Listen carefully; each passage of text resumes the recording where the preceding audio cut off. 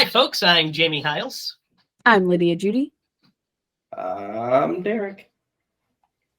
This is Screen Bloody Movies, the podcast where we review a horror movie each week, go through the horror news, and we ask ourselves the question, what would you do in a night house?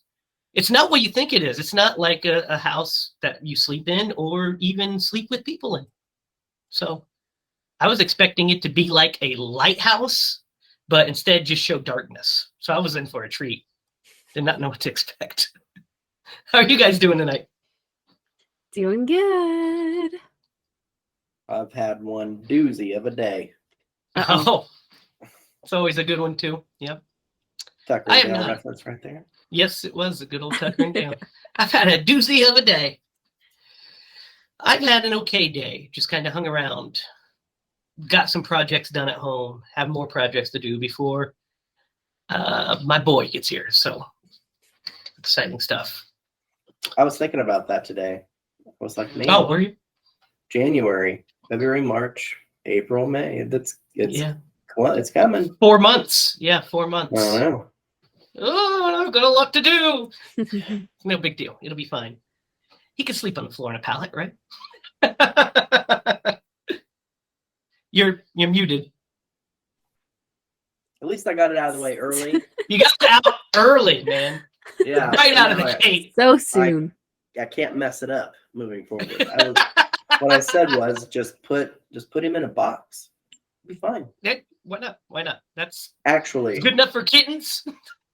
funny story. So like when Clark was born, and I'm sure like nurses don't know your economic status, your history, or anything like that. So they came in and they're like talking to us and like, oh, this is your first kid.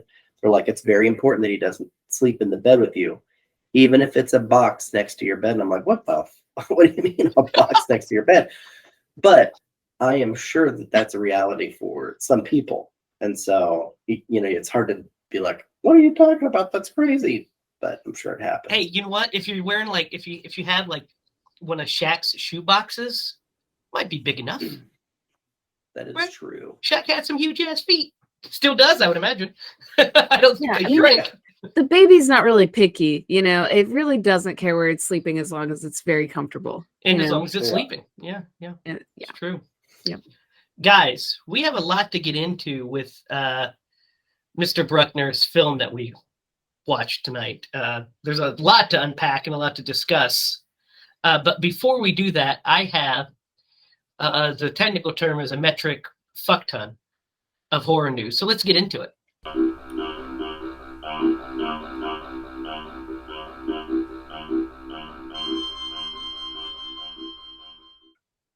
Wait, real quick. Are we going to talk about Renfield?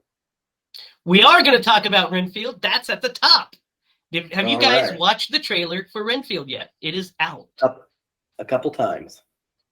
Dang, have you seen Lydia? Watch it. No, I didn't watch it. I saw it and I went right past it because I was like, I'm going to watch this later. And then I just didn't. Forgot? Yeah. What do you think, Derek? Dude, I am even more psyched for this movie. This movie looks so good. Looks fun, right? It does. Yeah. It looks I did so see much, pictures. It looks like a lot of fun.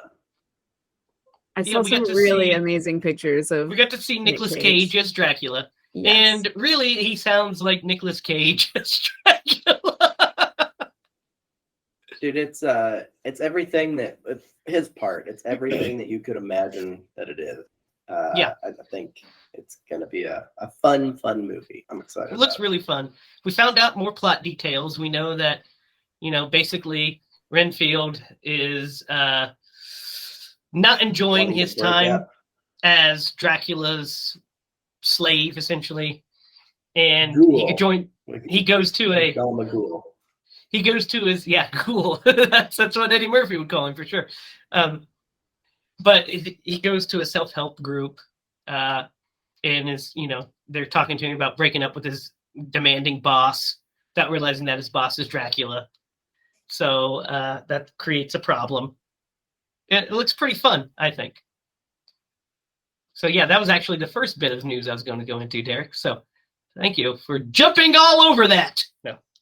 I'm glad you enjoyed the trailer too. I thought it was a lot of fun. Mm-hmm. Lydia, you're going to have to watch it and then catch up with it next week. This other bit of news. So do you guys remember Grindhouse? Yep. Right? Mhm. So do you remember the silly trailers that were in front of Grindhouse, right? Mhm. All the funny You're trailers. talking about Grindhouse, the movie? Yes, the Quentin No. Tarantino, Robert Rodriguez joint. I don't think I ever watched it. Oh, you never watched it? It's fun. We'll have to do it. No. We'll have to do it at some point. But anyway, there's fake trailers at the beginning of it. One of them was Eli Roth's Thanksgiving. Do you remember this, Lydia? Yeah. He had Eli Roth's Thanksgiving. Well, he is now making a spin-off based off of that trailer that starts shooting this year. Begin shooting in March with a script by Jeff Rendell, and he's directing it, called Thanksgiving. So that's a thing. amazing. Perfect. That's so meta. It is super meta, and it's fun. Thanksgiving trailer about a a slasher makes his own carving board out of the inhabitants of a Massachusetts town that makes a big annual fuss over the annual Turkey Day. So, sounds actually like something you'd like, Derek, to be honest. Like very lumberjack Manny. Might have to check that out real quick because this is going to be super relevant to what you just said. Did you guys watch Tropic Thunder? Oh yeah, Yes. Of course, yeah. Classic. I had no idea at the beginning that those were fake trailers, and so as the first trailer rolls through, I'm like, man, that's kind of weird. Then they get to the next one, and I'm like, man, this is these are some weird movies. I hadn't heard of any of them. And then they get to the booty juice, And then you knew. and I'm like, Yeah. no, I didn't. At first, I was like, gosh, this is ridiculously it took you so long to offensive. get the joke. That's hilarious. I was like, this is ridiculously offensive. I can't believe that they would do. And then I realized, once we got to the movie and those, I was like, dang it. Didn't do it. Yeah, Satan's Alley is a good one. I should have And- paid more attention when they introduced the stars because they would have Yeah. been like Kurt Lazarus. And I was Yeah. like, no, it's Robert Downey Jr. Why did I say that? And then, of course, there's the Fatties Part 2. Yeah, Yes. yeah. So But it was it's the booty basically- one that got me. That was basically Big Mama's house and the Nutty Yeah. Professors. Yeah. That's what those were spoofing. So this is pretty cool, guys. The Exorcist 3 and Dead Silence are both getting 4K discs from Shout Factory. Nice. Thought you were gonna say you're getting sequels. No, well, we are getting a new Exorcist sequel. Yeah, that's true. But yeah, I mean, a Dead Interesting. Silence sequel would be great. But I would love to see both of those in 4K. But especially Exorcist 3 because it's shot on film in the early 90s. It's probably going to look fantastic. Shout Factory does great 4K restorations. I've not had an issue with any of them. I just watched Army of Darkness, their 4K of Army of Darkness. Blew my fucking mind. I was like, this movie's never looked better.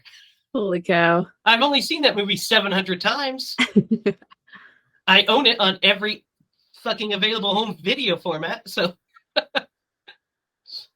guys, this is cool. James Wan said he would like to remake both Chopping Mall and Night of the Creeps. What? Night of the Man. Creeps? Night of the Creeps. Only if Tom Atkins was in it would I allow That's this, what I of was course. gonna say. Oh, Yeah, man. he would have to be. It'd have to be a cameo or something. He'd have to be related to the project. He would have to be Detective Cameron. That's the only thing that remains the same. I don't know what's the last thing that Tom has done? Yeah, it could be Other like than, in a like, retirement Last home. week? What'd you say, Lydia? Is that it could be in a retirement home or something? Tom Atkins is still acting, you guys. Is he? Well, I was serious. I'm not sure. He's like in his last thing 80s he or was. something. Yeah. Of course he is. He can't be like running around like The last movie he was in was duh, duh, duh. 2 episodes of City on the Hill just recently. 2022. Shut up. Yeah. He's still working. But he has to play Detective Cameron because he has to say, thrill me. But Guys, what are you we need guys' to get him thoughts? on this podcast? I think. We should try. I think we need somebody who's listening who That- knows Tom Atkins. We should just Get call us his in agent touch and be with like, him. hey, do you think he can squeeze us in between the episodes of whatever he's doing? Yeah. Just try. We're his biggest fans, and we talk about him in every single episode. every single episode. Yeah, At 3 this seasons point, worth. He's made love with most of the women in all the horror genre. Every single movie that we make. Yeah. True. What are your guys' thoughts on James Wan remaking these movies? First of all, we are huge Wan supporters on this podcast. Yes, he's actually my favorite director, and I didn't know it. I mean, that would be fun. What do you think, Derek? I'm totally down for it. We should put up a sign that says "We are the ones." People would think we're Neo fans. But not if we spelled it like he spells his last name. That's true. People would be like, are you guys a Matrix podcast? Yeah. I think this would be a fun idea. I mean, I love both of those movies the way they are, but if James Wan is having fun and wants to remake one of them, that'd be fucking great. I'd be down with it. Yeah. We have to do Chopping Mall. We haven't done that one yet. That's a good one. Lydia, this one's specifically for you. We got a new Ghostface image. Oh gosh. I was hoping it would be like Addams Family or something. No, but I do have news on that too. I'll just say that right now. Wednesday has been picked up for a 2nd season. Oh yes, of course. I did. Did I tell you guys that I watched Wednesday? All Did of you? It in one sitting on my birthday? I was like, that's what I want to do on my birthday. I had a great birthday, by the way. I went and got some fish for my fish tank and watched Wednesday, and then I named all the fish after all the characters. Nice. Oh, it's so fun. You enjoyed it? I love it. I did enjoy it. Yeah, definitely have some thoughts on it, but overall, really liked it a lot. Well, I still haven't seen it. Have you, Derek? Nope. Quincy watched it. Oh, did she? Mm-hmm. Did she like it? Yeah, she thought it was a lot of fun. All right, guys. I'm going to show you this. You ready, Lydia? Let's see it. Here he is in the alley of New York City. Yep, that looks like a good old Ghostface. Looks pretty great, right? It does. It looks a little scary. I think Lydia is too scared right now. I'm just saying, like, if I saw that, I would definitely turn the other way and you would be out. I'd be out. Audi 5000. Scream 6 is coming out in 2 months. Comes out in March. I'm excited. You guys both need to watch Scream 5, so then we can, as a group, go see Scream 6.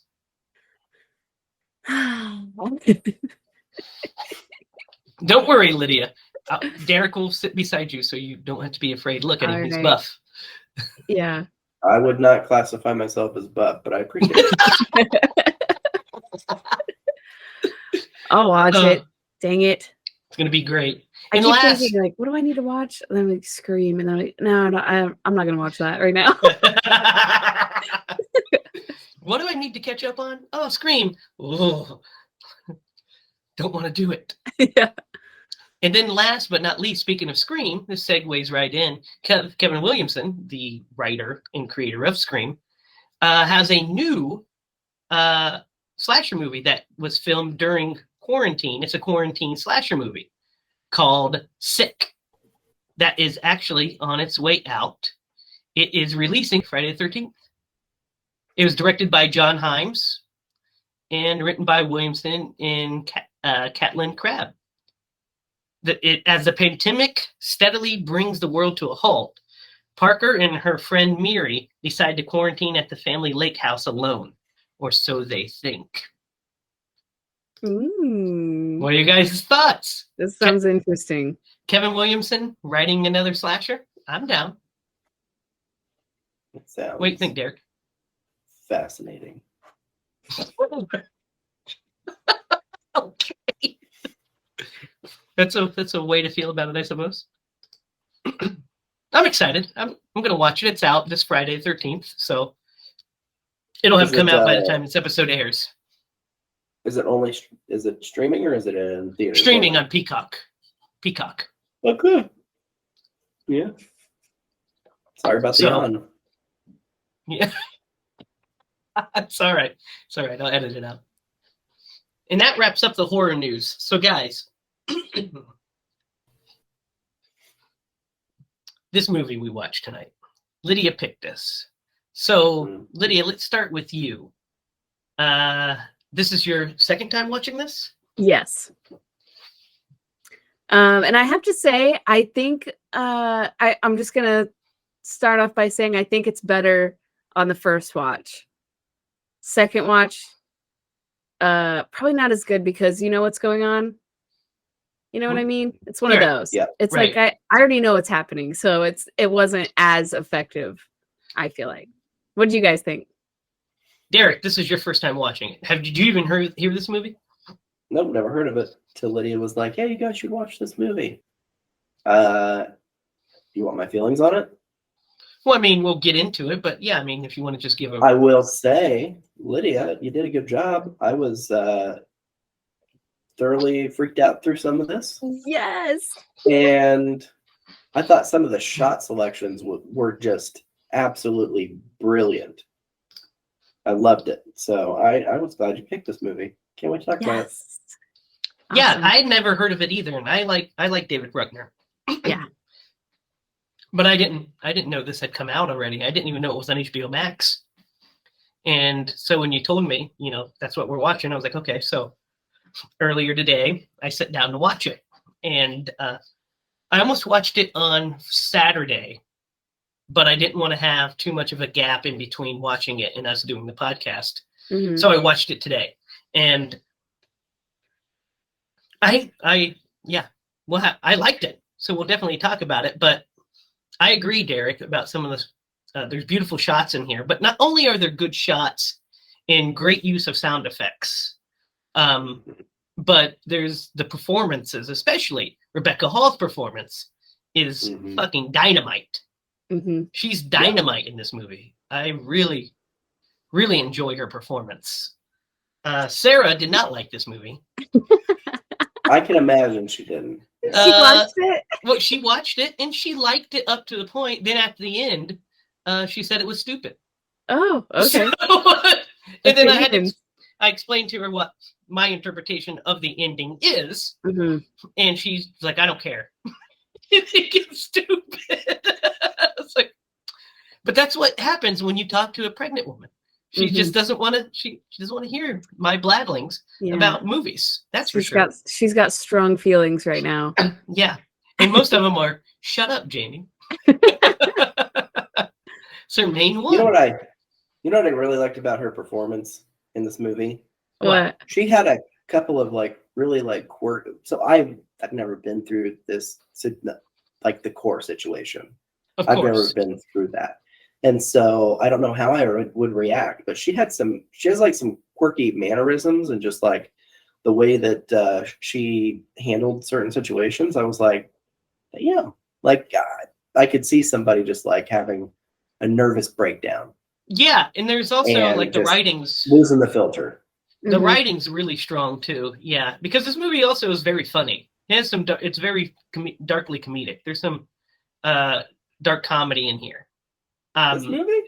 Yeah. There's some dark bits of dark comedies. You'll have to tell me what the cues are for the. I didn't catch much of the humor. Oh yeah, it's her. It's the way she handles the situations. Mhm. One of the first bits that makes me laugh a lot when I think about it is when the way she dresses down that fucking annoying ass parent Yeah. that comes yeah. in is hilarious. When she's like, you know, It's funny, but it's also so stressful. You know, yeah. It's dark. it's dark. Very but dark. hilarious the way she dresses her down. Yeah. She's like, I don't really give a shit about which hunter got what grade. Yeah. And the woman is just like, because I was just the whole time, I'm like, as soon as she starts talking, I was like, fucking smack her across the room. Just Yeah. Yeah. I mean, granted, we know something that she doesn't, but don't come in hot about your son who just didn't do his work. Yeah. Yeah. Like, don't treat teachers that way. Yeah.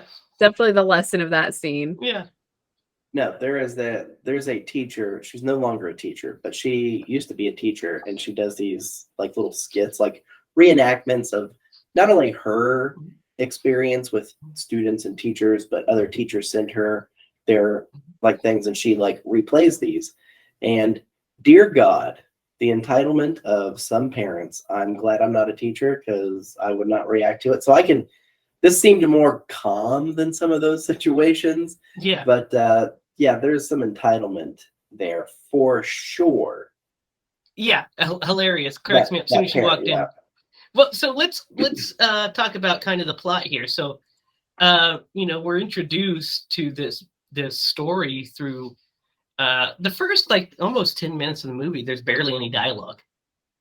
We get some dialogue outside the door from when her friend drops her off, and we're seeing like obviously something had happened. We know a tragedy has occurred. We get the cues that she lost her husband. That much is obvious from the very beginning. We get those cues, but we don't know why or how or any of those questions yet. So I really like the way we're introduced to this story, and we don't get those answers yet.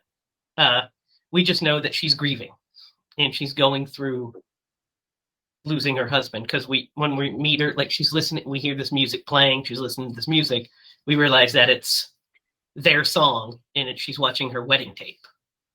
Mm-hmm. Which is really sad. And it's like just this, darkness over it. And so we're trying to piece the clues together. We don't know anything. What do you guys think of the way this is handled? Because we really don't find out that he he committed suicide until that teacher scene. So we get little hints, but we don't know. Yeah.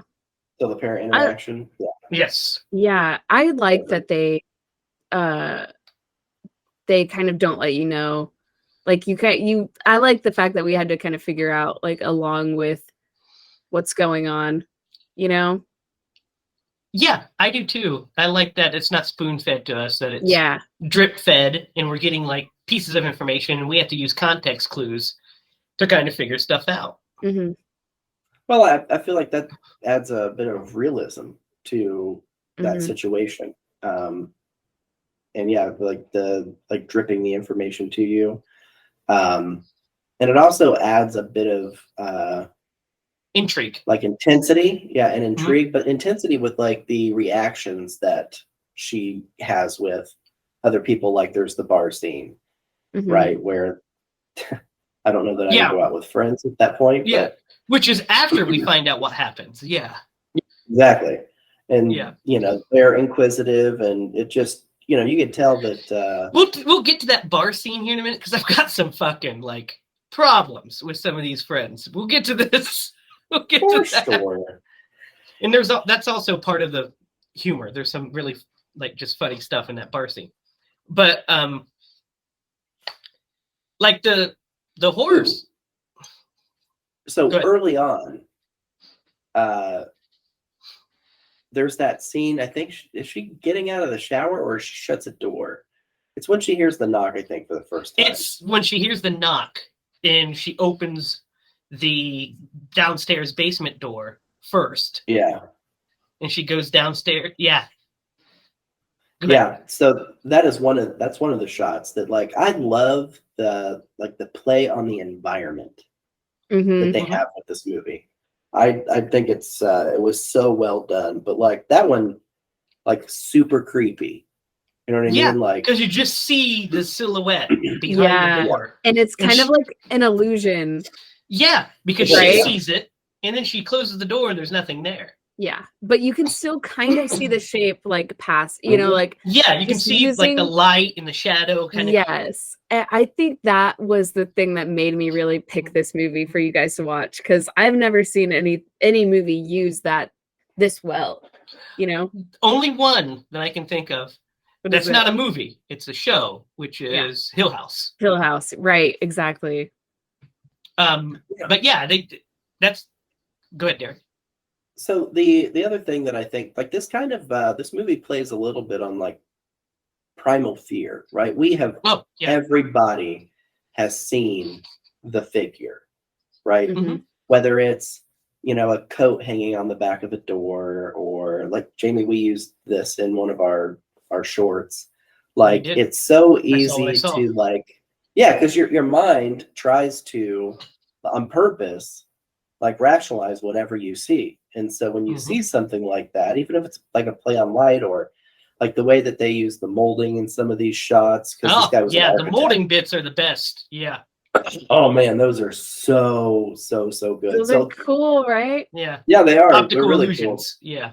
But there's a lot of people. I was one of them. You can really relate to like these things that you see in this movie, which I thought was a good point. Yeah, the movie as a whole is a very good meditation on grief and coping. Mhm. And that's what the movie is.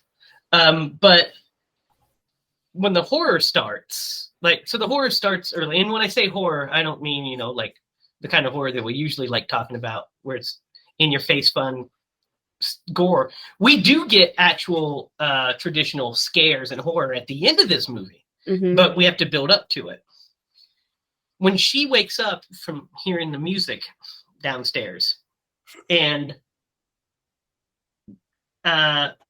sees him or sees the footprints Mhm. on the Doc. Mhm. that's creepy.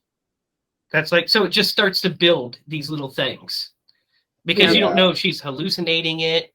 Right, You because don't she's know. like sleepwalking and she's like, well, you don't know that she's sleepwalking, but she wakes up in, in the living room on the floor rather Right. than in her bed. So she's like, what is happening? Like, did that really happen? With the I phone just had call and the text message from her I just husband had a that couldn't moment. have been? Did you?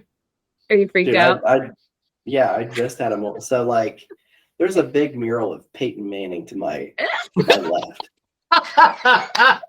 Right. And talking about like the play on shadows. So what happened was out of the corner of my eye, like I moved my glasses and the curvature of my lenses caused like the light to bend. And so when I did this and the color spectrum over there is weird, it looked like somebody walked past. It was fucking weird. It gave me goosebumps. It was Dude, Peyton. especially when we're talking about it, right?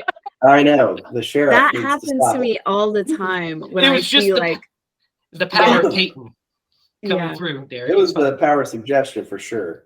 Yeah. Anyway, No, gave me goosebumps. Happens to me every once in a while too. My favorite, I'll get into it later. I'll just tell it real fast. You guys remember the show A Haunting? Yeah. Remember that show? Yes. Like the documentary style show, Derek, that they Mhm. would tell like stories about people's hauntings. Well, Yeah. there was this one I was watching, and there was like, it was about like this little boy talking to his imaginary friend that he used to call Man, and it was like a demon with like a white. It gives me, look, I'm getting goosebumps. It creeps me out just thinking about it, because I remember being home by myself watching that episode, and I felt like there was something behind me, and I look, and there's just a front door behind me, and I'm in the living room by myself, and I swear like I heard whispers behind me, and I look, and I just see that front door, and I'm like, maybe I should watch fucking something else. I did, and I finished it. But I finished it, but I was like the whole time, I'm like, I'm gonna switch over like this so I can see both things.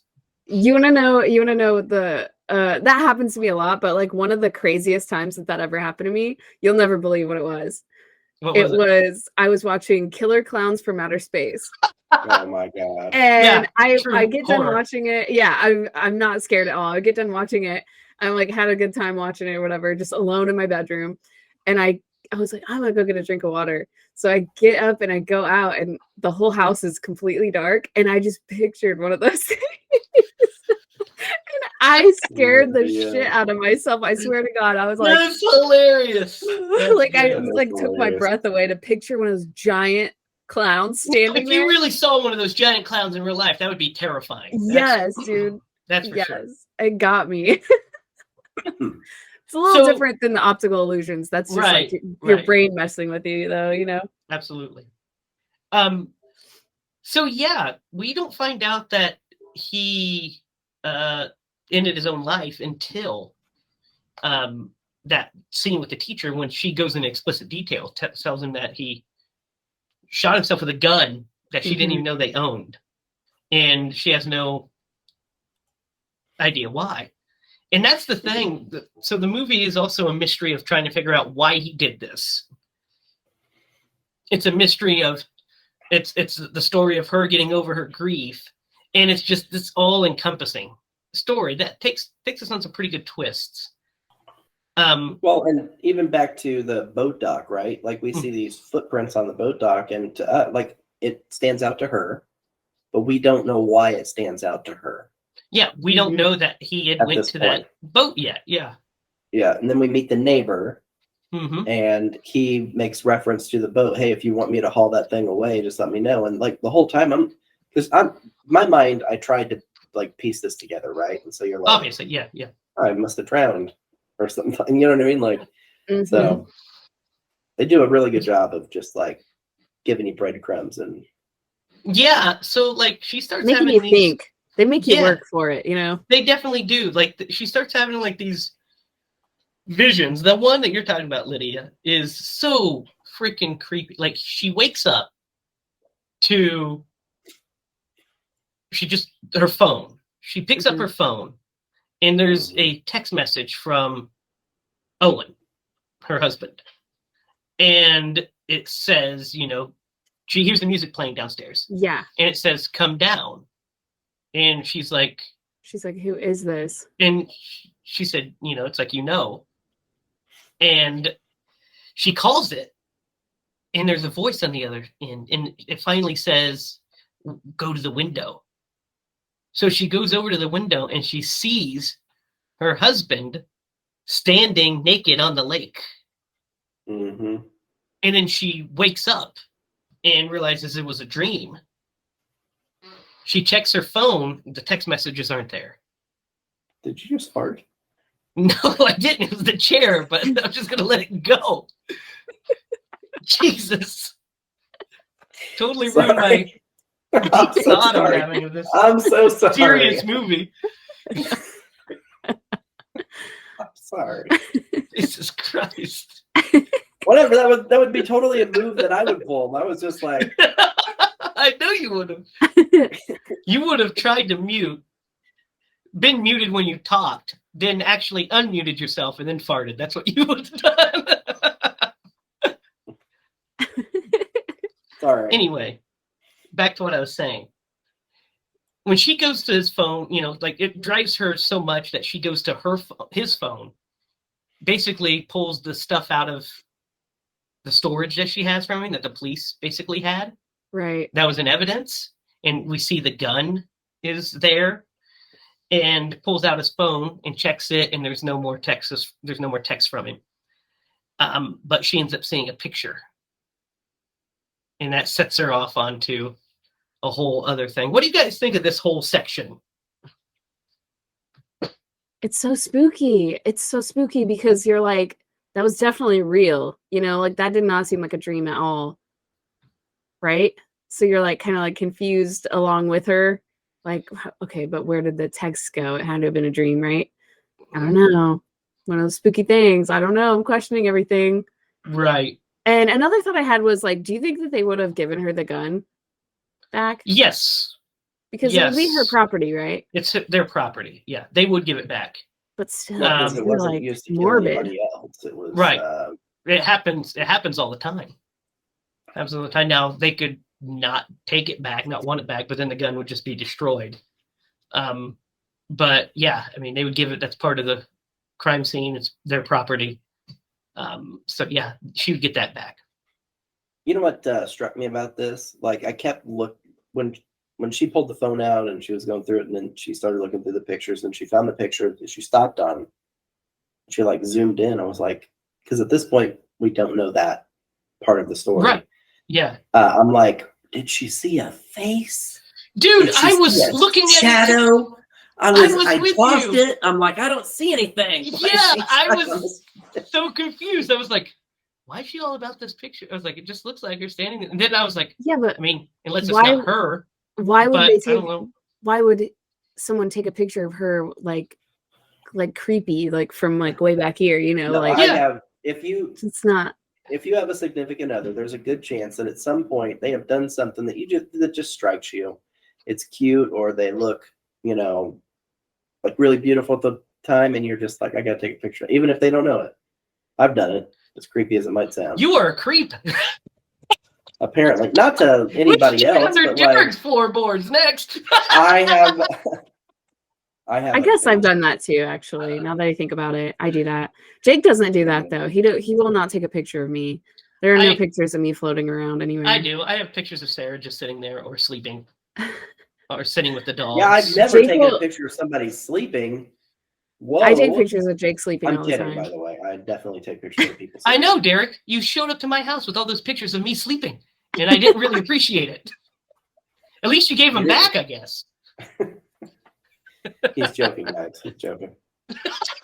Derek, just so you know. I didn't. I only took one. Jake only takes pictures of me if like the dogs are doing something cute with me, and I'm like, take a picture of me right now. And then it always looks really terrible. I'm like, why do I look like that?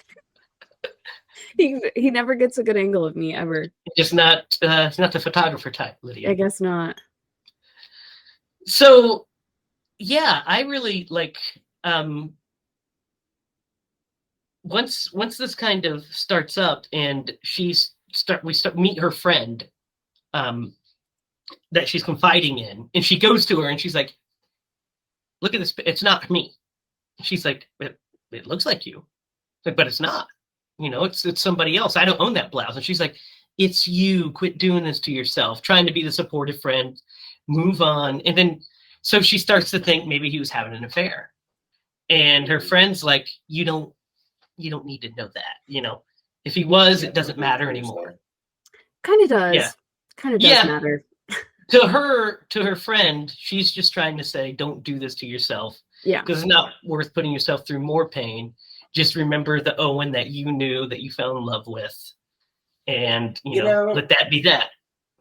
If he had died in a car accident or something like that, like I think you could kind of like maybe then be like, I'm not going to snoop. I'll honor the memory of the person that I knew.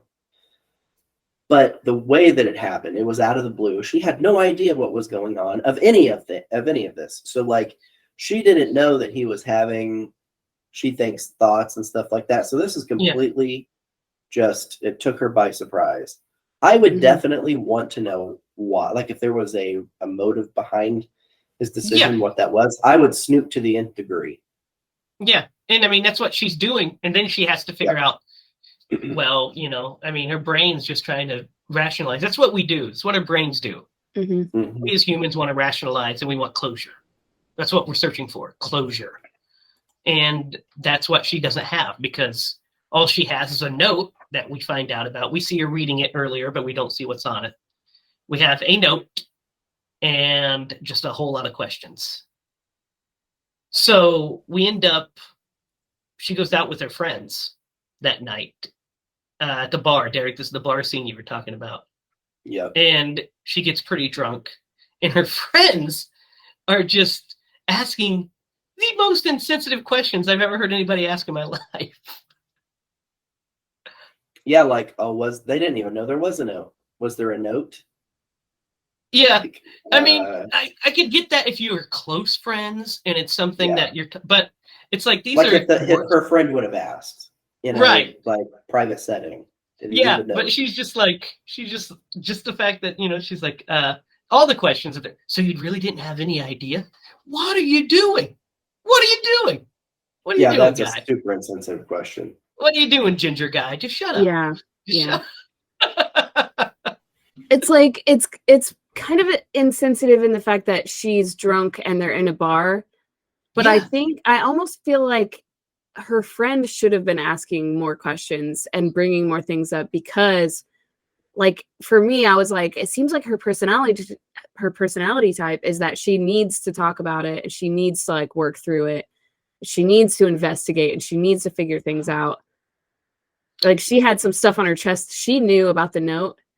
You know, she lied to them about not knowing what the note meant. Right. But she, in her heart, knew what that note meant.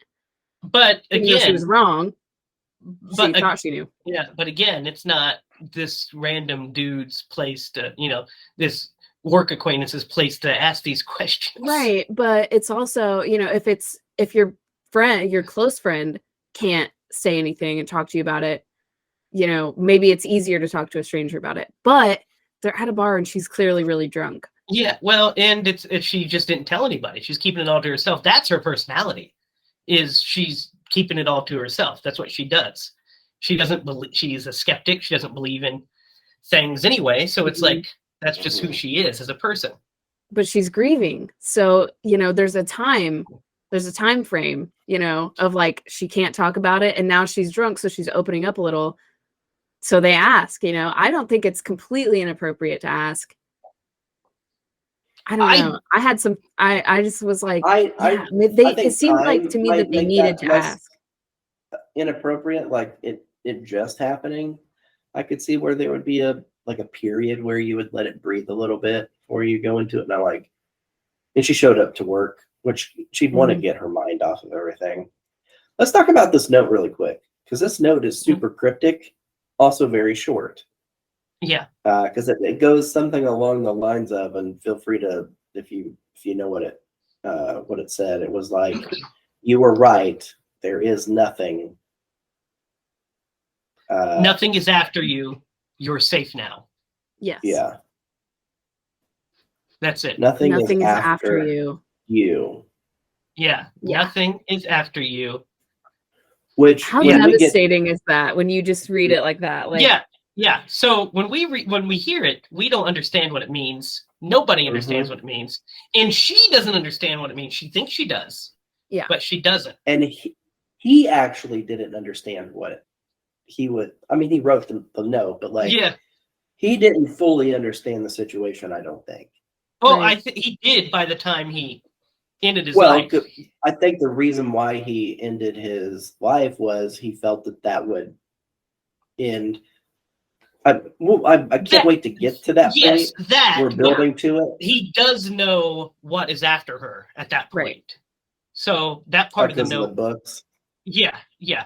And what she said. Her description that she gave.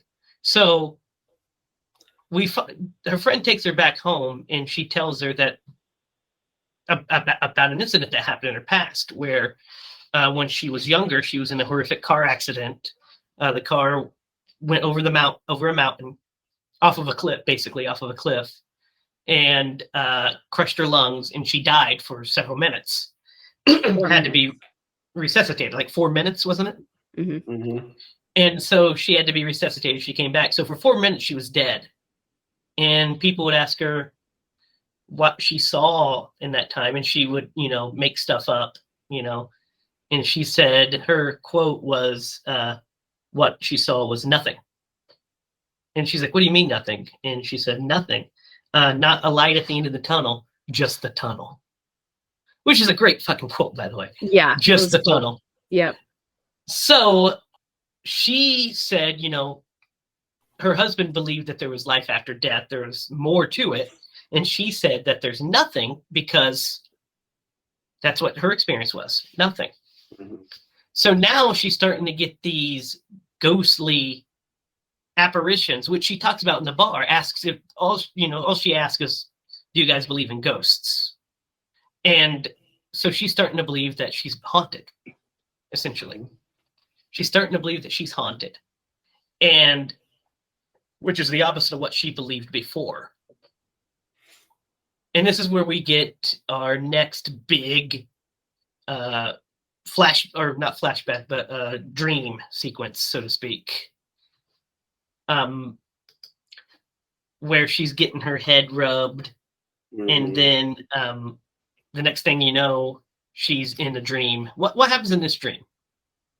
Well, This is first the of all, big the dream, right? music, Yeah, that's what I thought. Yeah, the music turns on, pops it's on. blaring. That's right, all- and then all all of over it. the place. Yeah, and you can hear a voice in the music. So she goes and turns all the music down, and you can hear the voice of the ghost or whatever it is, whoever she thinks it's Owen, right? Right. She Yeah. think Well, it's I mean, Owen's at this voice? point, that's the only That's what we're explanation. That's what we're led to believe. It's Yeah. Owen.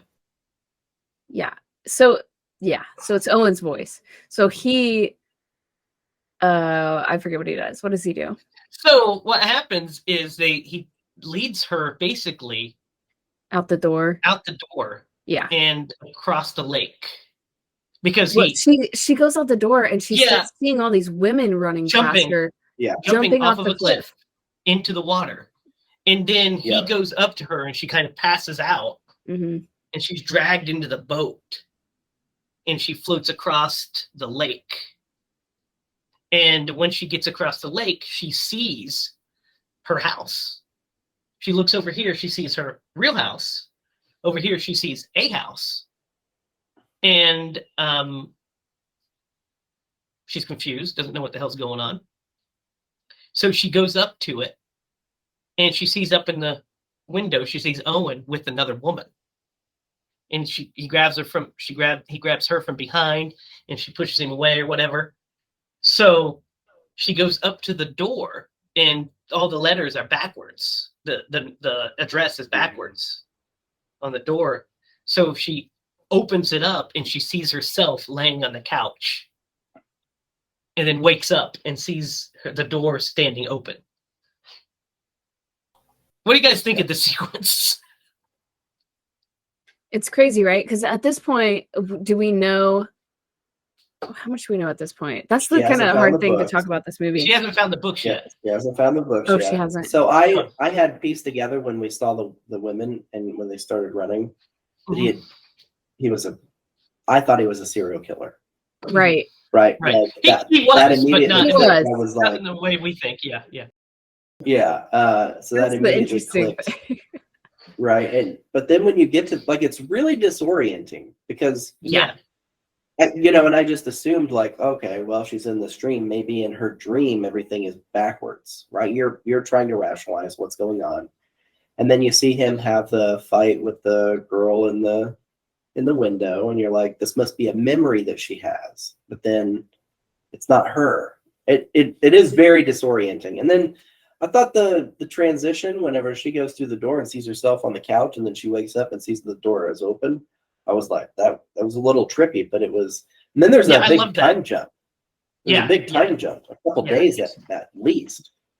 Yeah, I loved that opening. It's that bit, the opening of the door, and then she wakes up and sees the door swinging open. It's awesome. Yeah, such a good bit. Yeah, it's one of my favorite parts of the movie actually, because we're starting to get into the nitty gritty, but we're not getting the answers yet. Mm-hmm. We're starting to get into the intrigue of it. So, she starts investigating these things. She goes through his belongings and finds different books.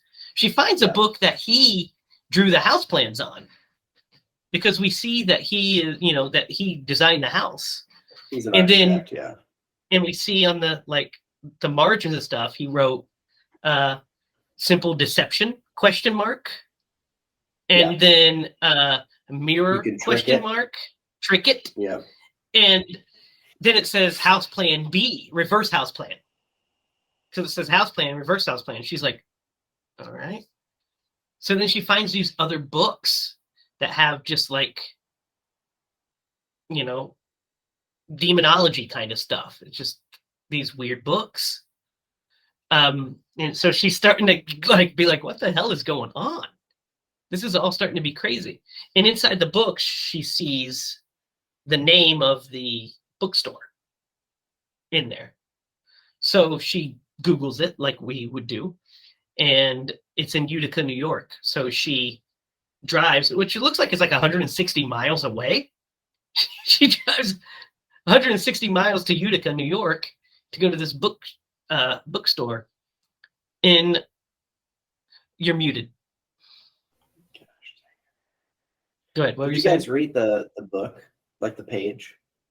When she was going through the book and she found like the underlying passages, Oh, I yes. stopped and read the page. So it was definitely about, like, I don't want to say the occult necessarily, but It says in like there about tricking it. Yeah. tricking it, and like the reference to the voodoo dolls and Mhm. things like that, and pagan and Christian Something about the spell. religion. Yeah, it says something about the spell in there. Yeah. Yeah, and so she goes to New York, or she goes to the bookstore, and the guy at the front desk is like of no help at all. No. Yeah. He's just like, It's like, we don't keep records like that. we don't do. It's like, what records do you keep then, buddy? We don't do that. And Yeah. she's like, can you tell me any other books from this author? I think you should have went with a different author. And like, Jesus Christ, this guy. Yeah. He's like, actually. So she sees the woman from the picture in the bookstore at the bookstore. So she's like, this is the person. So she goes up and confronts her. And this scene is pretty tense too. And pretty Awkward funny too. as Yeah. It's I love the when she reason asks that her to pull her hair down. it's the little Yeah, things. that's Is what the makes uncomfortable part. it's Rebecca Hall's performance that brings out little like just flavors of sarcasm that she's like, well, I mean, you were sleeping with my husband. So I'm asking you to take your hair down. You're like, oh my God. Oh, Yeah. Well, there's a bluntness to it, and people just aren't necessarily usually in a conversation, especially if you're trying to persuade somebody to do something, you do it like in a tactful way, right? And she's just like, you know what, we're gonna cut the bull crap. You were sleeping with my husband. This is the least you can do. I'm not gonna hurt you. Yeah. Like, because when she's like, she starts to holler for the guy, she's like, I'm not gonna do anything to you. I just, want to talk to you. And so she tells her that, she just knows him barely, that he comes into the store sometimes and they've had conversations, but they didn't sleep together. So she goes to her friend's house, and this next scene is where I really crack up, because she says the word fucking like 400 times. It's just in the span of that 2 minutes there. Yeah. When there are like kids in the next room. Yeah. And she looks into the room at one point to see if they're there, and she's like, well, they're fucking. It's like, do you believe her? What, that they're fucking? No, a fucking I understand. What they're doing is something else. Yeah. So we know there's something weird going on. I started to kind of piece together. I pieced it together. I didn't piece together the why. Yeah. I pieced together what was happening and why he was trying to stop, but I didn't know who he was trying to stop or any of that yet. So she decides, because she sees that, that she saw the light at one point across the way, and she, of course, had the dream that she went across the lake to her house. So she's walking. She decides to go in the woods to see if see if there's a house there. And she runs into the neighbor again. And he's, like, won't you just come back to my place? Which is great because it throws suspicion on him. Yeah, it does. It throws suspicion on him. You think that he's part of some dark diabolical plan or something. I thought really, he was part of it. Yeah. Really, he has nothing to do with it. But it's a really good red herring. Just throw you off the scent. Because he tells her, she's like, if you don't mind, he's like, actually, I do. I'd rather you, because we know that he lost his wife. And when he lost his wife, Owen and her were there for him. Owen and Beth were there for him. So he, feels this kind of responsibility to return that same favor. And, he's walking this really cute boy, little cute dog. And he, she says, I'll come over after a bit. you're right. I do need to be around, because he said you need to be with family, you need to be with friends. You don't need to be by yourself. Because I think he's afraid that she's going to do the Do same the same thing. thing. Yep. Mhm. Yeah. And especially when we find out what he knows. So she finds the house. What do you guys think of this bit where she finds the house? Did it blow your mind a little bit that it actually existed in the mortal coil? Yeah. Seeing it, and she like sees a little mark on the tree, and that like leads her that way. Mhm. What is that about? What do you think, Derek? Yeah. No, it well, especially after that conversation, he was like, "No, there's no house out here. This is public land. You're not allowed to build Yeah, county out here." land. Yeah. Yeah. And she's persistent, and she sees, that I don't know what the mark actually meant. Maybe it's a reference for him, but it's interesting because this house is like, it's not their house. It's not like a fully built house. It's the shell of Yeah, it's the outline of framing house. though. It is the house. Yeah, Yeah. yeah. I mean, it's the shell, but like it's not finished in any sort of way. But it's got the same layout backwards, I would imagine. Yeah. Same Yeah. layout mirrored. It's mirrored. Mhm. So she goes up, she sees it, and it's her house. Like the outside's a facade is her house. She knows it's her house, just reversed. She goes in and she's seeing all these weird, like just there's a saw laying around and stuff, like it's still being constructed. And she sees this weird little doll. It's like a woman bent up with like spikes going through it. Muted. Muted. It's she finds that in the pipe, Yeah. right? It's kind of Yeah, hidden. she, So she like- like looks down on this thing and like pulls the statue out. Yeah, and like, pulls it out. the Yeah. hell? Yeah. Yeah, creepy ass. Creepy. First of all, I would just be like, You would just put it down and like walk away. Yeah. Like Yeah. you'd be like, I'm out.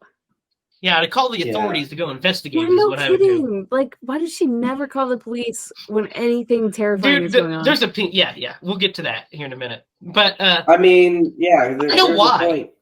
I know why. It's because she doesn't know she's actually seeing it. She doesn't know if she's actually seeing it. She actually says as much. But it's still, you're like, I would just give it a shot. Give it the old college try. Yeah, you should call Well, the police, even at if you're this not point, sure.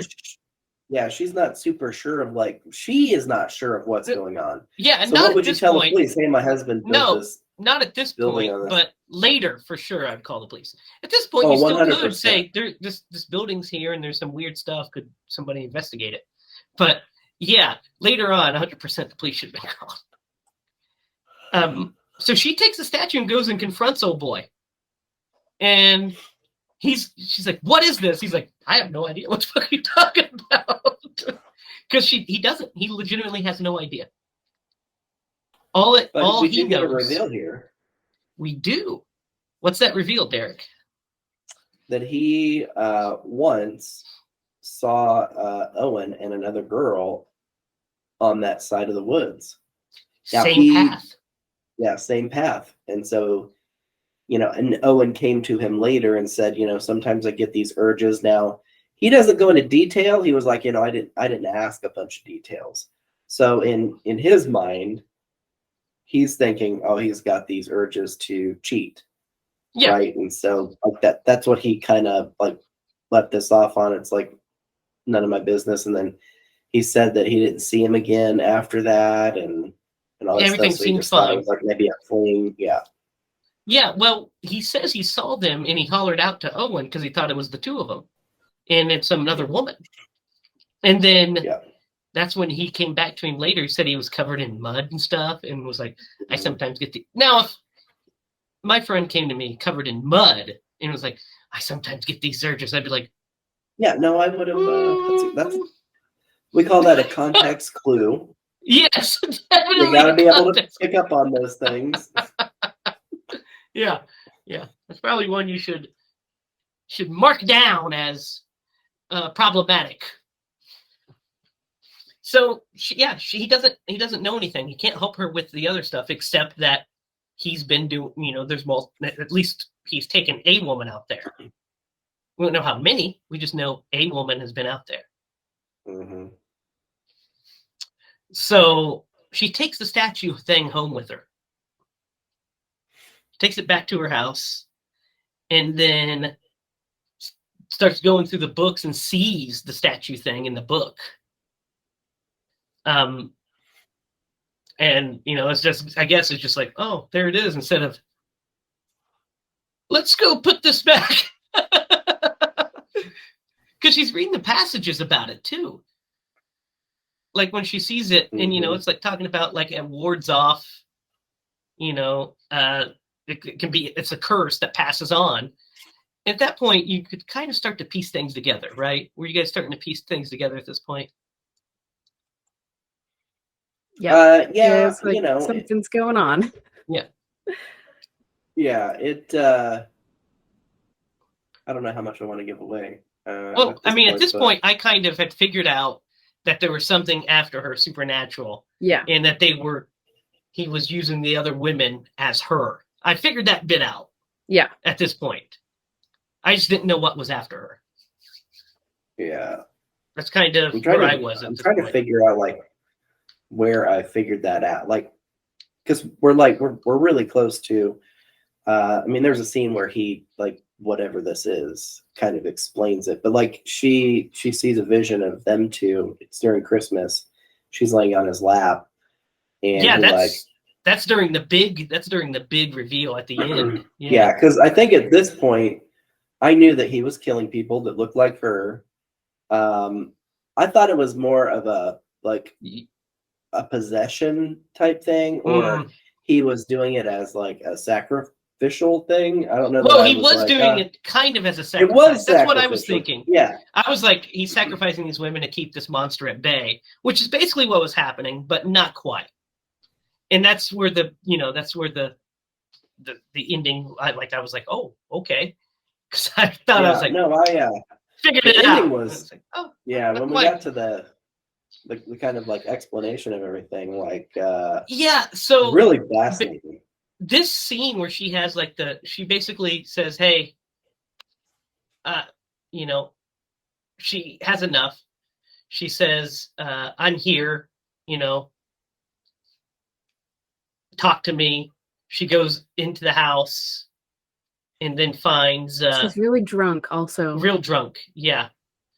Because what happens is she's at her house. The girl from the library talk comes to over. Me, and then the girl from the library comes over. Yeah, knock at the door. Who is it? Girl from the library. What are you doing here? How did you know where to go? And this story, Lydia, go ahead. She's like, well, I've been here before, and I think you should know something. So she comes in, gives her big old giant glass of brandy. She's like, tell me everything you know. And the story is crazy because she's like, he would just come to the library and flirt. Like, and he's just seemed so sweet that I finally just like decided to go out with him.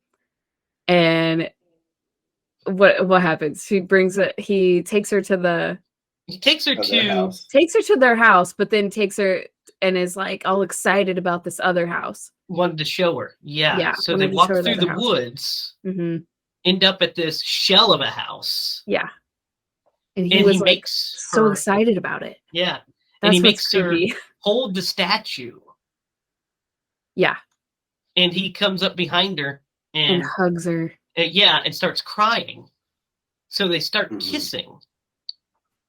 And then he starts to strangle her. And she was like, oh my God. And she's like, but then he stopped. I asked him to stop and he did. And he told me he apologized. And we left. And he told me he was sorry that he was having some issues and let her go. Why didn't she go to the police? Nobody goes to the police in this movie. Apparently, they don't exist. I didn't see one. Maybe they're just like it was like she just assumed that it was like a kink of his, that she was like, well, I'm not into that. So, so she's just like, all right, we go separate ways there. Yeah, how crazy is that though? Dude, how creepy. But she How says that creepy. he admitted that he knows what he has to do now, and he knows this has to end. Like, that's why like he she lets her didn't go. know. Yeah. She didn't understand what he meant by that. Yeah, he was basically decided that I just have to end myself. So then, because we find out that the big bad is trying to get him to kill her, and so he's using these other things. But so he's feeling like if he ends himself, then she'll be safe. But can you imagine? You're like meeting some guy, Lydia, and he's like, all, sweet and nice, charming. He takes you to his house. He has this beautiful lake house. You're like, man, hit the jackpot. And he's like, hey, come with me into the woods. Context clue number one, right? I mean, that's red flag number one. And then he takes you to an abandoned half house and then makes you hold a creepy ass statue. Oh yeah, the statue would have been like, I'm out. Would have been like, okay. I mean, like I always go into the woods on a first date, Who doesn't? Yeah. I got something But the else to tell ya. statue is like, I don't think so. I don't No think bueno. this is gonna work. Yeah, I don't think we're gonna work out. Yeah, I would probably run out screaming. Actually, it would probably be way more frantic than. I don't think this is gonna work out. I think it would be like, ah! And the fact that she's like, he starts to strangle her. She's like, you know what? No, that's not for me. And he's like, Yeah. Okay. Sorry. Just a little fetish of mine. No big deal. Yeah. Ooh. So yeah, then the shit goes down. So she decides that. So what happens first? Does the okay? Yeah, she goes to the house first, doesn't she? She goes to the house, the mirror house, and starts yelling and asking Owen what he wants, if he's there. And she ends up finding under the floorboards. She falls through a floorboard. Yeah. Which is just scary in itself. Yeah, first of all, he's a terrible construction worker. That foundation is shit. But secondly, there's just a bunch of dead women wrapped in plastic underneath the house. Yeah, at least half a dozen dead women under the house. So she realizes, oh my God, I was married to a serial murderer. Yeah. So she flees back home. So scary. Yeah. What you guys did, I mean, you guys have obviously had pieced this together, right? That he was killing people. So that didn't shock you when you found that, right? But it kind of is still shocking, isn't it? Because you're like, oh, that's actually what's happening. Yeah, that is what's happening. This whole movie, you're like, this is happening. No, wait, no, it's this that's happening. Oh, no, wait, no, it's this that's happening. And then you're like, I don't know what's happening. And you're like, well, I guess he's killing people. And then you see the bodies and you're like, holy shit, he actually was killing people. Like, yeah. I thought it was shocking. What'd you think, Derek? That reveal of the dead bodies? I mean, it was inevitable. I mean, I knew that there were a lot of them after that scene where they're like running and falling off the cliff. So I was prepared for it. Yeah. So she goes back home, and instead of calling the police, when she picks up the phone, I'm like, oh, she's going to call the police. Yeah. No, she calls her friend. Instead, it gets the her voicemail answer machine, like fucking my old ass from 1995. You've reached Jamie and Lydia. We can't come to the phone right now. Please leave a message after the beep. And there it goes, beep. We'll record our own 90s answering machine. Okay. At the end of this episode. I like that. But she leaves a voicemail, and then instead of calling the police, she's just like, leaves her phone sitting there on, actually. Yeah. And that's when she starts to feel the presence. And it's she looks up, she's crying, and she looks in the mirror because she has the shower running, and it says here in the steam. Well, because she at this point still is not, she doesn't hate him because she still yearns for him, and she's not afraid. Right. Yeah, she still Because at misses this it. point, Yeah. she thinks that he was doing it like for. Did she say for her? Anyway, No, she doesn't know but why yet, but yeah. yeah, and she's not afraid of him, and Yeah. she still is So, like not ready to give up, and she thinks it's him still. yeah, Most so important part. it says here, and then he starts talking into her ear, and then she turns around and she can feel him, and we can see her hands pressing up, and Yes, the pressure. the pressure from her hands, like she's feeling a being there, and she like hugs him, and then he pushes her clear back against the sink, and she's like, oh, like into it, of course, and she turns around, and he's like behind her, grabbing her, like rubbing on her, and she says, Owen, and he says, I'm not Owen, and then immediately she's like, oh my god, oh. And then the door slams. Ooh. And she's trapped in there, and she looks in the mirror and she sees Owen with a woman. Yeah, And in the mirror she sees her reflection herself. as another girl. Yeah, as another person. Yeah. And then she starts experiencing all of these things. So let's cut off right there first. What do you guys think of this first bit of this sequence?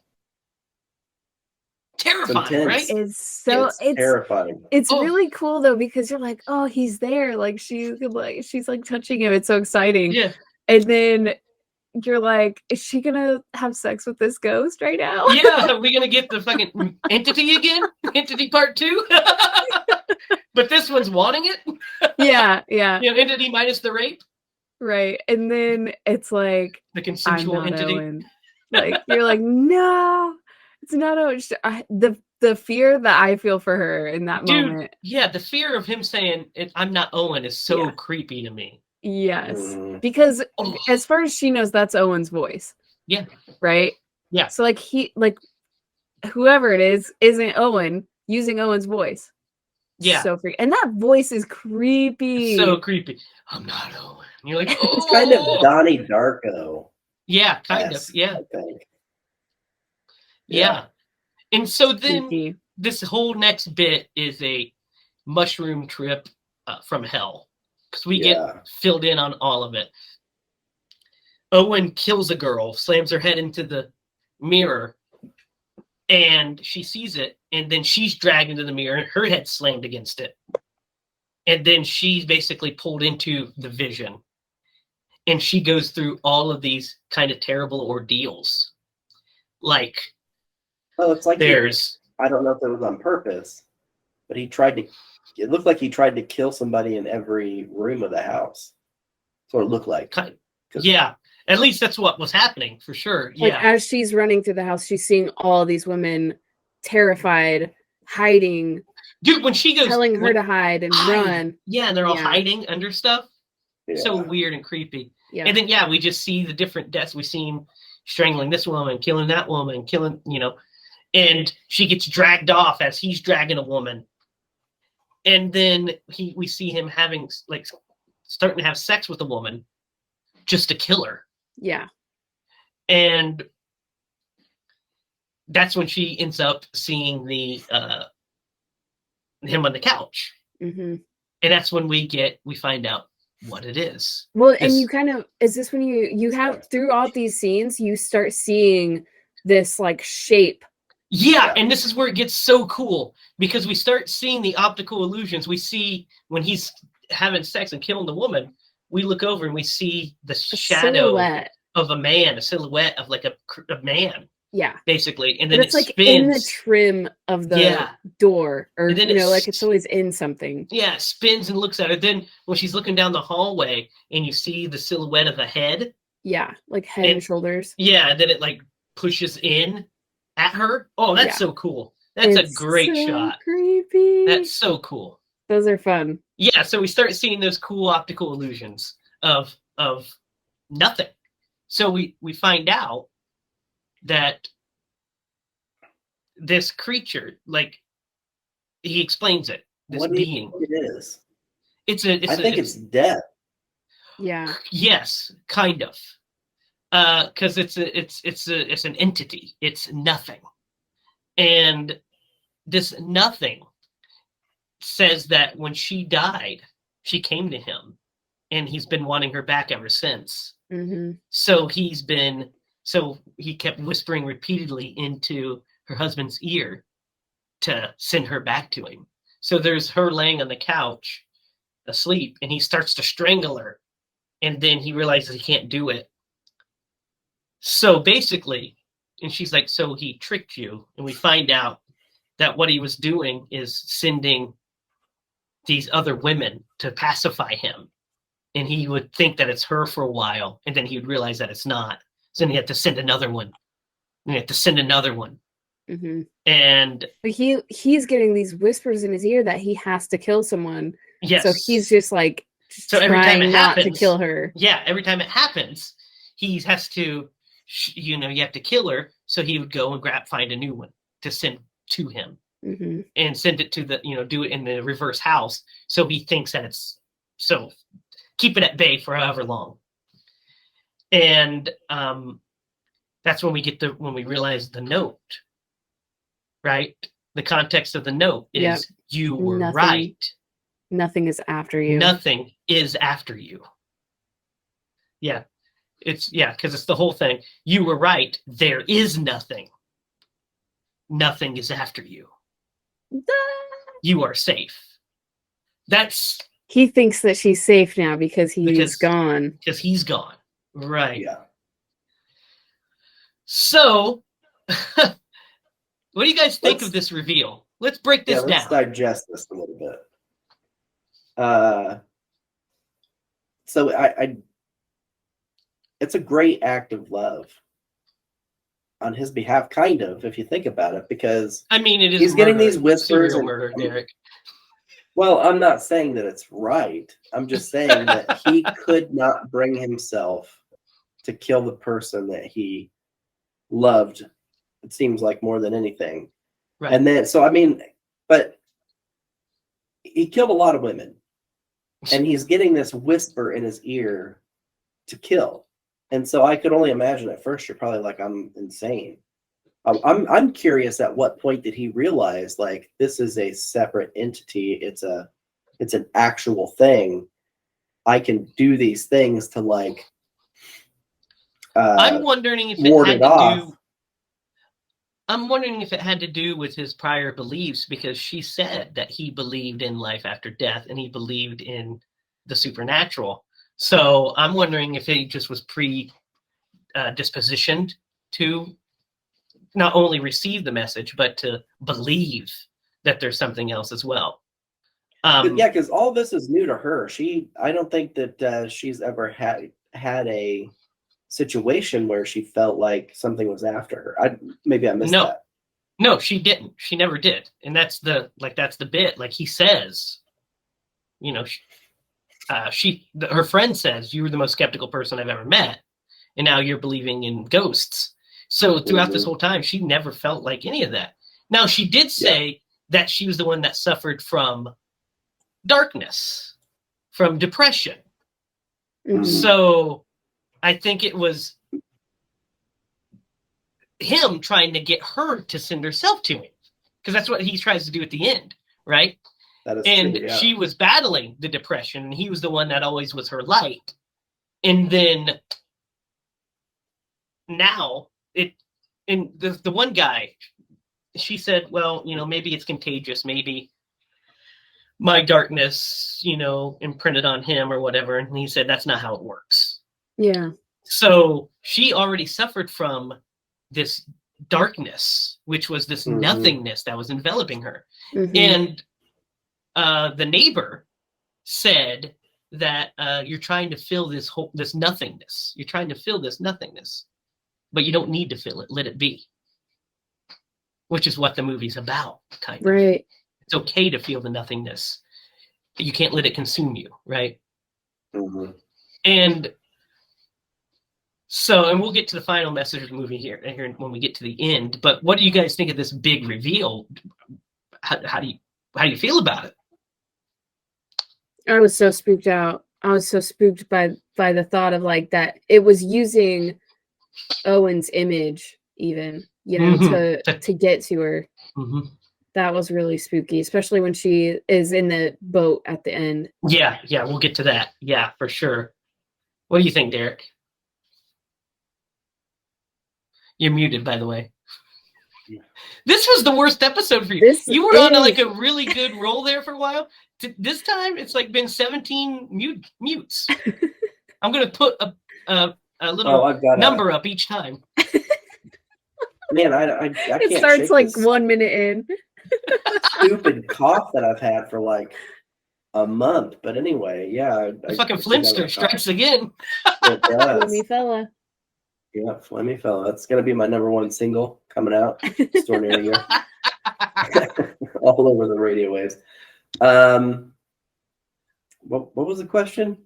The question was, what did you think of the reveal? How do you feel? Oh, the reveal. No, I thought the reveal was great. Yeah, and my interpretation was that it was like death is the nothingness, and that once it touched her, it wanted her back, and its pursuit there. But yeah, I mean, the whole reveal is just I found it very I don't want to romanticize this in any way, but like from his perspective, from his perspective, like it made a little bit more sense. It made him less of a villain necessarily, and think that she really killed a bunch of women, but like he didn't do it just because he wanted to. Like Right. he was being persuaded by this otherworld entity to kill not just any person, the person he loved more than anything. Yeah, and then for him to find a way to try to beat that. I understand, but guess what? So does she. But she just decides not to. Well, I mean, maybe she's stronger than he is. She is. She is stronger than he is, for sure. Mm-hmm. And that's what we're going to get to, because first of all, that scene where he has her bent up like the statue, Mm-hmm. and like she's like floating in the air, and it's all red with those big primary colors on her. Mm-hmm. Reminded me of one of our other favorite films from last year, *Malignant*, from 2021, so 2 years ago now. But all those primary reds, and she's hanging upside down, and she's seeing the two moons, right? A red one Mm-hmm. and a white one. And because she's in between both, reality and this illusion that nothing has over her. Mm-hmm. Mm-hmm. So when she wakes up, she's in, we don't see where she is at first. We don't see that till her friend barges in trying to figure, because she got that voicemail where it's creeped her out. Yeah. And she's looking everywhere, and she sees the broken mirror, so she knows something's wrong. And she looks out the window, and she sees her sitting in the boat, and she sees that the gun is missing from the evidence bag. So she's like, oh my God. And that's when we reveal that she's sitting in the boat with Owen, but it's actually nothing in his form. And she Mm-hmm. asks him, where is Owen? And he said, gone. Like he's not here. And he's like, but you need to come back to me. And he's trying to persuade her to come. She has the gun in her hand. Just, come on with me. Just end all of it, basically. Join me. It's easier this way. You belong with me. You belong with this. And she hears her friend yell out. By this point, the neighbor also hears, and he comes running down. And she makes the decision not to do it, because her friend said earlier, you have to live your life. And well, I think her friend saved her in this scene. She definitely did, because she said there's nothing like to go out and pull her in. Yeah, well, she said, because nothing says that there's nothing here for her, and then she hears her friend yelling for her. Mm-hmm. Also, there's a moment earlier when she tells her she loves her. Yeah. And it kind of gives her a pause. It's like, people do care about you here. They need you here. Yeah. You do matter. So in that moment, when nothing's trying to convince convince her to end her life, essentially. She says no. She takes the gun and puts it down. And then her friend grabs her out of the boat and they swim to shore. And she looks back at the boat and her friend says, "There's nothing there." And we see a glimpse of him in the thing. And she's like, Oh, you can see his. yeah, she says, Yeah. yeah. And it's she a says, little darker. "I know. There's Yeah. nothing there. I know." Yeah. And And then it's just like bang. we ends. just end. So, what do you guys think of this ending? What does it mean to you? Because it's open to interpretation. Right. Somewhat. I mean, like I do with all of these, I hear what the filmmaker has to say and then kind of go from there. But what do you guys think it means? Yeah, I mean, I think it's pretty obvious what it means, right? I mean, I took it very literal, Yeah. but I'm a literal kind of guy. Yeah. So I But- just put it in the I didn't really think about it outside of the scope of the movie. Mm. But now that we're talking about it and reflecting on it, it's I mean, coping with the world, I guess, Yeah. and like Loss, grief. loss and grief and how you handle Death. those things. Death. Yeah. Yeah. It's go ahead, Lydia. Like how like the fear of death itself and how that impacts the fear of life, like the fear of not living, kind of. I don't know what I'm trying to say. It's such a deep concept that I don't even know how to say anything. So yeah, it's how do you deal with your trauma? Mm-hmm. And do you let your trauma control you, or do you control your trauma in the end? And I guess that's up to the viewer or the person to decide. But I think the movie is saying that there is something to live for. Mm-hmm. You can defeat your literal demons, but it's always not going to be easy. And that just because you beat it today doesn't mean you're not going to fight it tomorrow, which is why nothing is still in that boat. Yeah. Right? Yeah. Yeah. Just gotta live with it, kind of. And but it's worth living for. Well, I mean, she's not only got to worry about that, but also like that infected her relationship with the person And that was was more the susceptible to darkness. Yeah, and that was the darkness that she talked about earlier in the movie. It's Yeah. a similar concept to a degree to something that we have worked on and are currently working on. Derek and Lydia, one of our projects, the project I'm talking about. Mm-hmm. It's similar in concept to it, except ours is much lighter and more fun. Yeah. This one's so dark and literal, and Yeah. I mean, that kind of the thing that on this watch that I was like, the difference between death and a demon, or like the line, because you don't want to just come out of this movie thinking, oh, death is just nothing. You know what I mean? Well, and I think that's more of how not really a silver lining at all. Yeah, well, I don't think that death is nothing, because we know that there's a supernatural. The supernatural exists. We know Right. that the afterlife exists because this thing exists. Right. But it's in those moments when she passed, she had seen nothing. And then It latched onto her. it latched onto her. Yeah. That doesn't mean that and that's why when she says, "Where's Owen?" he didn't see him. Mm-hmm. He's gone.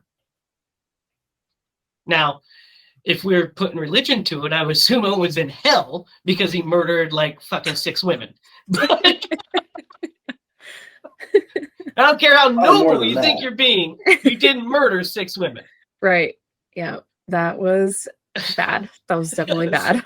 So he's definitely I not to be confused, like I was not saying that was the right thing to do. Derek, this is the second episode in a row where you had to explain to us that you're not on the side of rapists and murderers. No, No, I'm just saying. but Like, if you're in that situation and you're Okay. desperate and Yeah, you absolutely. you don't know what you would do in that situation. That's a solution. Owen decided to take care of it Yeah. the best way he could. Hang on. And Keep talking.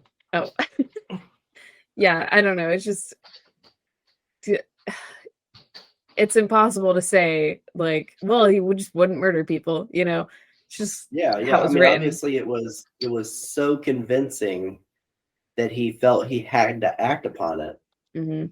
And what that action is, I mean, it's a little shocking that he was able to bring himself to commit that against somebody else. But on the flip side, if he's got a knowledge of what is going on and he thinks that, if he does this thing where he can trick it into thinking that it's this person, then one, it's going to solve his problem because it will no longer try to persuade him. And two, it's going to solve her problem because it will no longer try to follow her, albeit it's just creating a whole different set of problems. Yeah. There's really, guys, only one way to deal with this problem. And I'll tell you what it is. Exorcism. Oh gosh. Oh dear God. Only one way to deal with it. Okay? You just have to call on our buddies, the Ghostbusters, and you just take out old nothing. There you go. Boy, Problem solved. they'd be out of a job after that one. He seems like he's the root cause. Nah, man. Ghostbusters, they fear nothing. That's a expensive toy that I bought years ago. It's one of the displays in my collection. I hope my kid doesn't see it eventually and then break it. Oh my God. I got a story about that. So, guys, what are your thoughts on The Night House? I mean, we kind of discussed what we thought it meant, what the ending meant to us. What do you think of it as a movie? And what would you rate it? Lydia, let's start with you as your pick. Or do you want to start with Derek?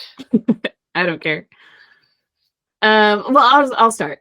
Like I said, at the beginning, this movie does not work as well on a second watch.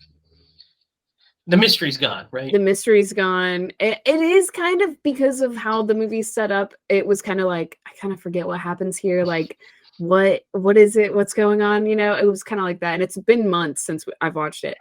But so yeah, it was less effective this time for sure. So I wouldn't say it's like a classic like thing you got to watch every year or anything like that. But No. I do think it was a fun watch. Now that we've spoiled everything for the listeners, you need to watch the movie before you listen to the show. Yeah, yes. That's the rule of the show. I'm going to put a disclaimer on that, I guess. Yeah, especially this one with these newer ones. You need to watch the movie first. Yeah. But it's definitely. I mean, just for the performances, the performances are really great across the board, especially though Rebecca Hall, because she's in it by herself for almost the whole thing. Yeah, I mean, most of the movie is her by herself in a house. Yes, and she plays drunk so well. Yeah. But so I think I'm just gonna give it like I want to give it like a 7.5. Yeah. Derek, what say you? So not knowing anything about this movie, I do think Lydia has a great point. Like going into it with no expectation or understanding of what to expect. Maybe that sounded redundant. Either way, I thought it was a good movie. It was very suspenseful. It kept my attention. Like at one point, like because I started watching it late, and it's kind of a longer movie. And I was like, man, do I? Hour and 45 minutes. Yeah, because I watched this last night, and I was like, do I want to like stop now? And because there was like a half hour left, I'm like, no, I better just keep going. Because like, I mean, it was very engaging the entire time. And I loved the mystery part of it. You're piecing everything together because it keeps you really engaged as a audience, right? If you're picking up on all the little things, and it's not just completely spoon fed to you. So very engaging. I loved the play on like the environments and yeah, that's the best part of the movie to me. yeah, those things are super creative, and I thought they were genius for the routes that they took with those. And there's so many of them. It freaked me out just a little bit ago because it makes you think. Yeah, and the reveal, I thought it was a solid story. I'm going to give this movie a 7.52. I liked it a lot. It's definitely worth a watch, at least the first time. Maybe one day I'll have to watch it a second time and see if I dislike it at all, but it was good. Yeah. It's not that you dislike it, but you have to watch it long enough away that you forgot what all the details were. Yeah, I agree with both your guys' assessments. I really liked it. I think the performances, like we talked about, are great, especially hers. I think it's beautifully shot. The pacing is really solid. It's very effective, especially those optical illusion things. The tension is really good. It keeps you on the edge of your seat. There's little bits of humor here and there to kind of lighten this super dark tone. But having said all that, I agree with your other estimate. Here's how I feel about it. I'm going to give it a 7.5 as well. I like it a lot. 7.5 for me too. I think it's a really well-made, great movie. However, I just don't see myself rewatching it because it's not a lot of fun to watch. Right. I mean, we are dealing with some deep trauma. We're dealing with some heavy subject matter, and it's not one that I'd put in a regular rotation. I'll probably watch it again, but it's not one that, I mean, I watch Trick or Treat every year because Trick or Treat is fun. Classic. This isn't fun, right? I mean, it's not meant to be fun. The Invisible Man is fun, even though it deals with similar issues, deals with similar themes. It just does it in a much more action-oriented, fun way. And the story that we actually are developing is, touches on similar themes, but deals with it in a much more, Sam Raimi, a much more HiLa Productions way, the way that we like to make movies, So I would recommend somebody watching this for sure, but I would also disclaimer that it deals with some traumatic issues, a trigger warning, so to speak, of, it deals with people with self-harm and loss and grief. So, I mean, those are things that aren't always something that's easy to deal with. But having said that, it's a awesomely well-made movie and very solid and effective. So 7.5 for me as well. That was the most in-depth rating I've given something in a while. Usually I say, I liked it, 8. Yeah. It's such a serious movie, It is. It's way more serious than our usual fare. The movie last week was batshit bonkers fun. And this week it was dire, more dark. So let's see what Derek has for us. But before we do that, let's do what we do every week. And it's going to be a hard task. Actually, it's going to be pretty easy. I know who it would be. We're going to Aconize the Night House.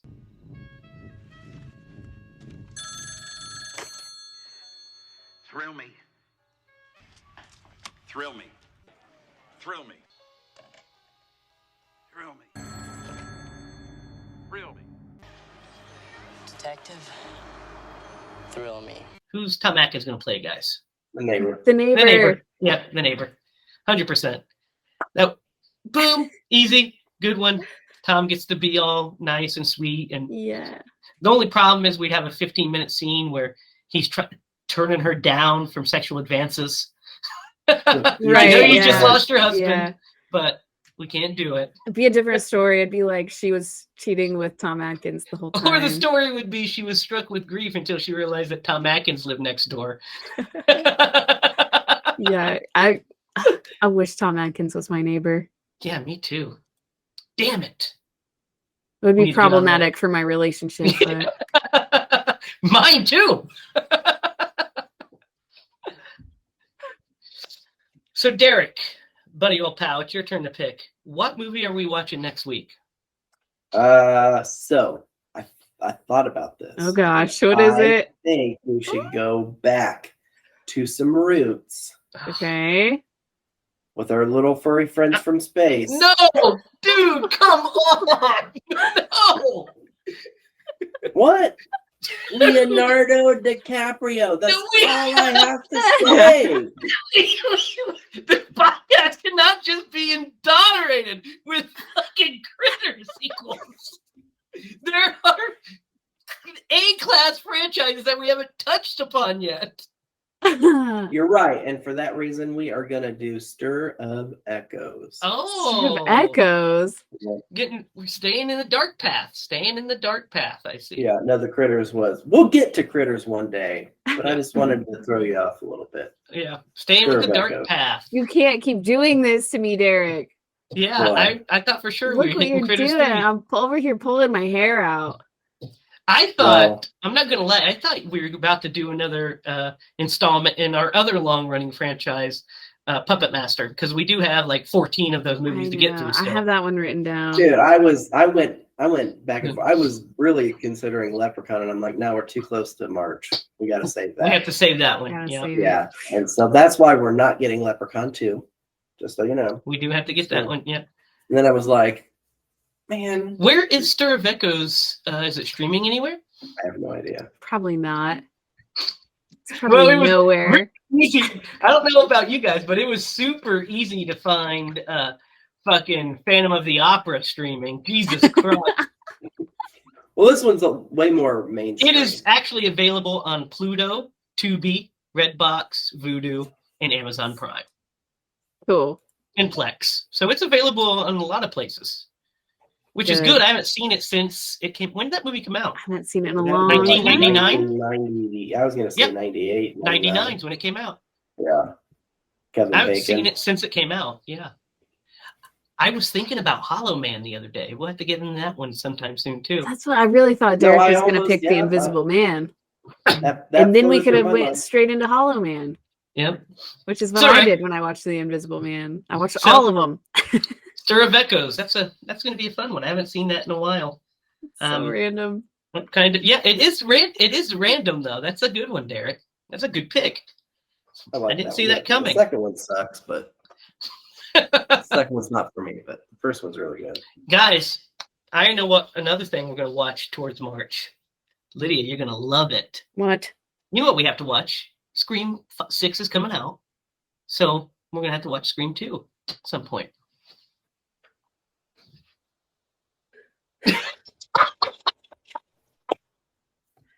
Just her like,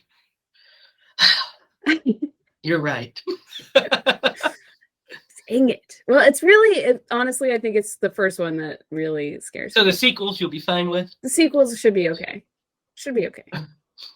When we watched Scream, did it really freak you out last time we watched it? I don't think I looked away at all the scary parts. Oh. So it was okay. So I didn't really watch it. I listened to it. Guys, this movie doesn't just scare me, it traumatized me. It fully traumatized me as a child. I've I got was the like perfect 6. story. Derek, story It is an time. You amazing actually movie, have though. one? Yeah, it's a great I one. got the perfect story.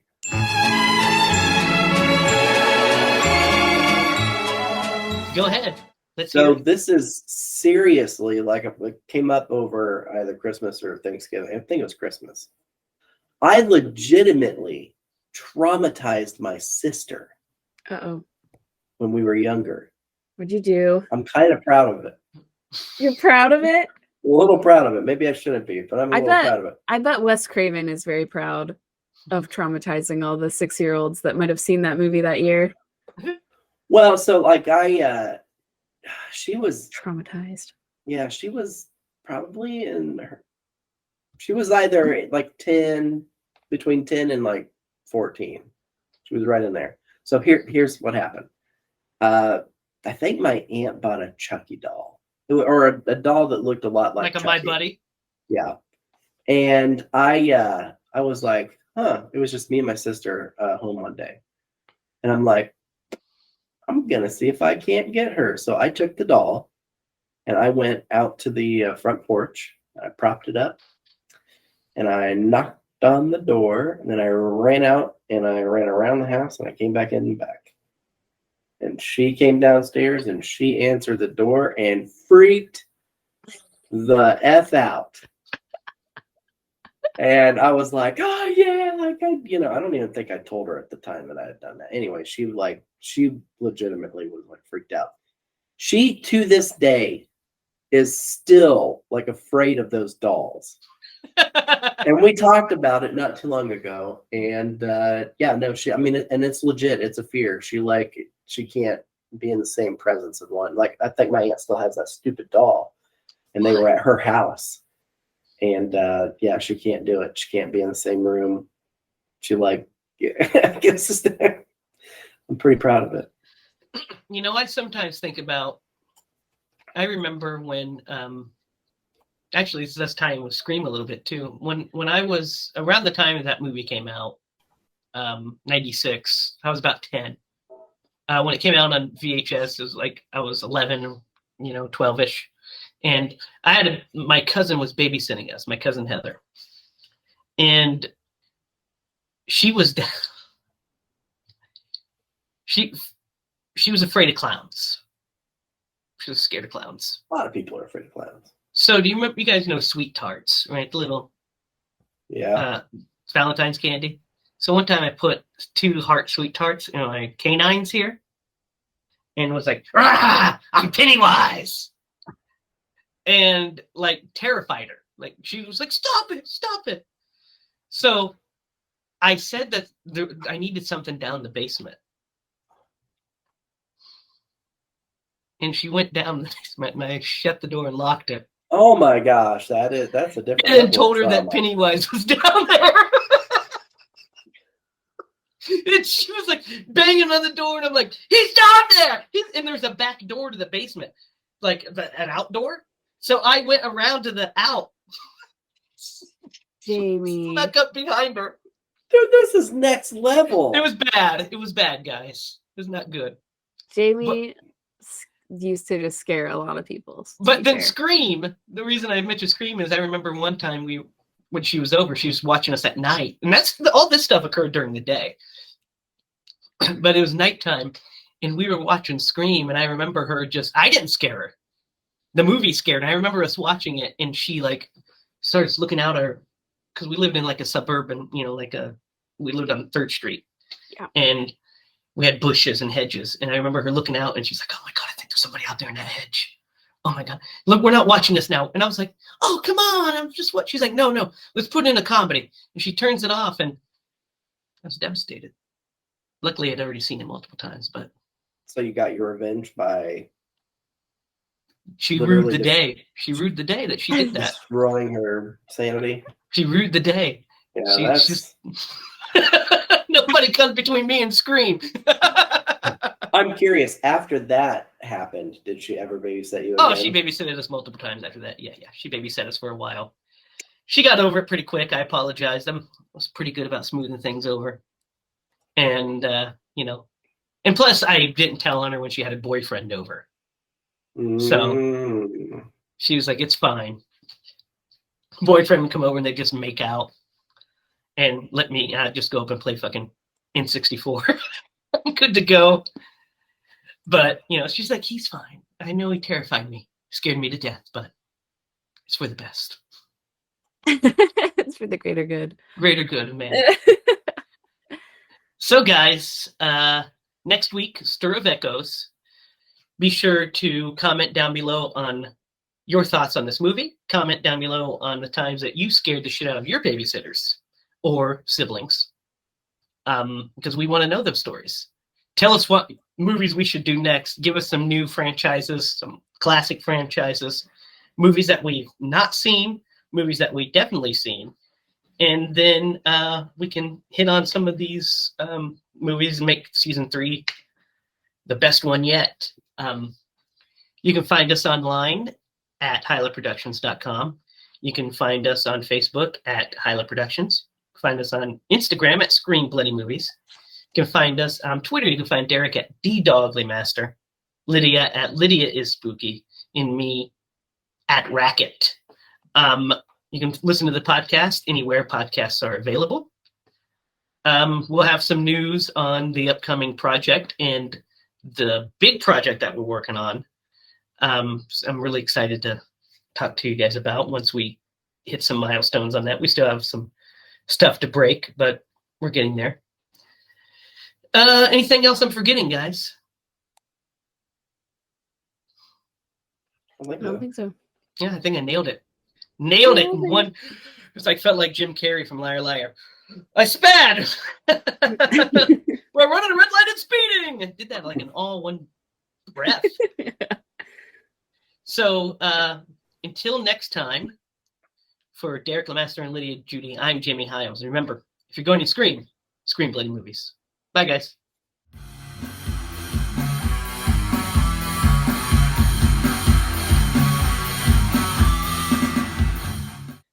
Hi, it's Jamie.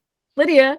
Eric, And we're not home right now. now. So leave a message after the beep. beep. Beep. There we go. That'll work. Perfect. Yeah. That was terrible.